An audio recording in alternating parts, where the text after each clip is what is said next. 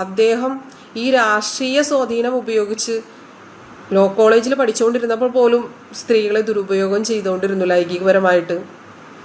Block panchayat member ആയിരുന്നപ്പോൾ പോലും ഓരോ വീടുകളിൽ കയറി സ്ത്രീകളെ യൂസ് ചെയ്തിട്ട് നാട്ടുകാർ പിടിച്ചു, തെങ്ങിൽ കെട്ടിയിട്ട് അടിച്ചു, എതിർ രാഷ്ട്രീയ പാർട്ടിക്കാരെ രക്ഷപ്പെടുത്തി. ഇത് അദ്ദേഹത്തിൻ്റെ സിസ്റ്ററാണ് എന്നോട് കൂടുതലും പറഞ്ഞത്. നമസ്കാരം, എൻ്റെ പേര് സോണിയ. ഞാൻ 2-3 ദിവസമായിട്ട് നമ്മുടെ കേരളത്തിലെ തന്നെ പ്രമുഖ രാഷ്ട്രീയ നേതാവിനെ പറ്റിയിട്ട് കാണുന്ന വീഡിയോ കണ്ടപ്പോൾ തന്നെ വിചാരിച്ചതാണ് ഒരു വീഡിയോ ചെയ്യണമെന്ന്. കാരണം ഈ രാഷ്ട്രീയ നേതാവിൻ്റെ അതേ സ്വഭാവത്തിലുള്ള ഒരാളാണ് എൻ്റെ ഭർത്താവ്. ഞാൻ അദ്ദേഹത്തെ വിവാഹത്തിന് മുമ്പ് പരിചയപ്പെടുമ്പോൾ ആളൊരു ഡിസബിലിറ്റി ആയിട്ടുള്ള ഒരാളായിരുന്നു. കെട്ടിടത്തിൻ്റെ മുകളിൽ നിന്ന് വീണതാണെന്ന് എന്നോട് പറഞ്ഞിരുന്നത്. തൃശ്ശൂർ ജില്ലയിലെ തന്നെ ചേർപ്പിലെ ബ്ലോക്ക് പഞ്ചായത്ത് മെമ്പറായിരുന്നു.